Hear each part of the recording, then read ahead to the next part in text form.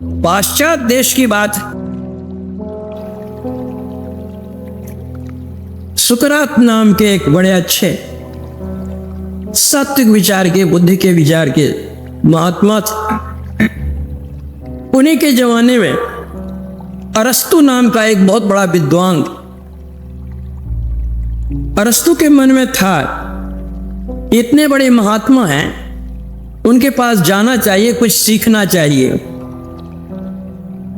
लेकिन लोगों में कुछ कमजोरी होती है, आज नहीं कल, अब नहीं तब, इस महीने नहीं अगले महीने, करते करते समय बहुत बीत गए। सुकरात के ऊपर झूठा इल्जाम लगाया गया। राजा ने उनको नजरबंद में रख लिया, कैद कर लिया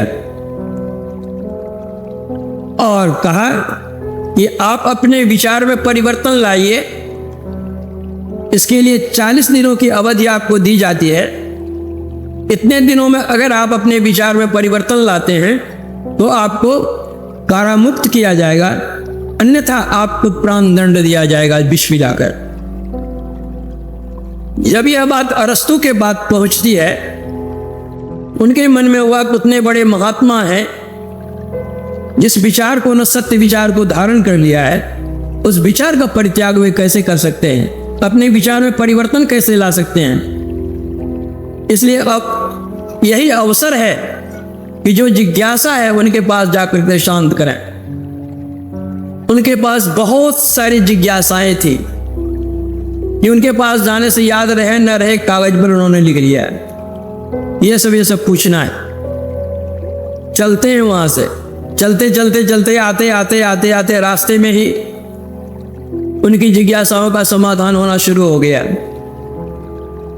आकर यहाँ राजा से भेंट करते और सुकरात से मिलने के लिए जाते हैं। सुकरात पूछते हैं कि आप कहिए यहाँ कैसे आए। उनका आपके दर्शन के लिए आया। और क्या? कहा मेरे पास बहुत सारे प्रश्न थे, बहुत सारी जिज्ञासाएं थी और उसको मैंने एक कागज पर लिख रखा था। जैसे जैसे मैं आता गया, आते आते आते मेरे सारे प्रश्न हल हो चुके रास्ते में ही। लेकिन अब एक जिज्ञासा रह गई है कि ऐसा हुआ कैसे। इसी के समाधान के लिए आपके पास आया हूं। सुकरात ने उत्तर दिया कि प्रत्येक व्यक्ति की आभा की एक सीमा होती है। जब आप उस सीमा से बाहर थे तब तक आपके मन में वो जिज्ञासाएं थी। जैसे आप उस आभा में प्रवेश करते गए, करते करते कि जैसे निकटता प्राप्त आपने की, वैसे वैसे सब आसान हो तो क्या। और जब आप मेरे निकट आए थे सारी समस्या का समाधान हो गया।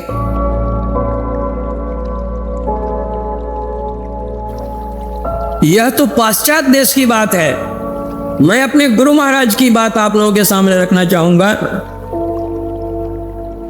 भागलपुर यूनिवर्सिटी में उसमें दिनकर जी वीसी थे। मुंगेर कॉलेज के प्रोफेसर शिवचंद्र बाबू आए अपने कॉलेज के काम से। काम समाप्त हुआ तो दिनकर जी से उनकी बातचीत हुई। दिनकर जी ने पूछा शिवचंद्र बाबू से कि सुनते हैं कि कुप्पा घाट में एक बहुत अच्छे महात्मा हैं, आपने दर्शन किए हैं कभी, कैसे हैं वे? शिवचंद्र बाबू ने कहा हाँ बड़े अच्छे महात्मा हैं, मैंने दर्शन किए हैं। तो कुलपति जी ने कहा कि मेरी भी इच्छा है दर्शन करने की, चला जाए? उनका चला जाए। दोनों ही एक गाड़ी पर बैठते हैं। अब वह दिनकर जी पूछते हैं, अच्छा महात्मा जी से मैं कुछ पूछूंगा तो वे उत्तर देंगे? तो शिवचंद्र बाबू ने कहा कि बड़े सरल महात्मा है वे, ऐसे ही बैठे रहते हैं, जाइएगा आप जो पूछेगा सब जवाब देंगे। दिनकर जी ने 7 प्रश्न लिख रखे अपने कागज में, ये सब पूछना है।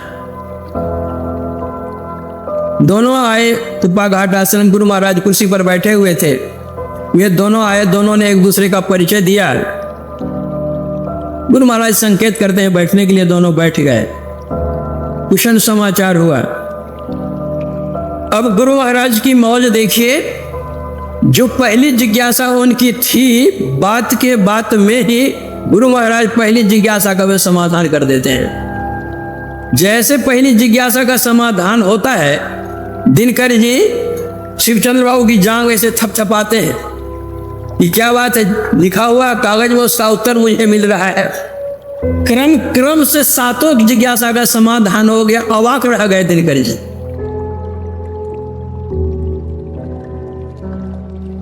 तो वही संत कबीर साहब कहते हैं, जो कुछ गंधी दे नहीं तो ही बात सुबास, प्रथम भगति संतन कर संगा। संत जो कहे उसको सुनिए। दूसरे रतिमम कथा प्रसंगा, जो चर्चा करे, भगवत चर्चा करे, सुनिए उसको मन लगा करके। ऐसा नहीं कि तन कहीं और मन कहीं, तब जो लाभ होना चाहिए वह नहीं होगा। बाल्टी में रंग घोड़ा हुआ है, आप कपड़ा रंगना चाहते हैं, ठीक बाल्टी में रंगिए, बाल्टी में कपड़ा डालिए, वह रंग चढ़ जाएगा। लेकिन बाल्टी के बगल में अगर आप कपड़ा रखेंगे तो मिट्टी लगेगी।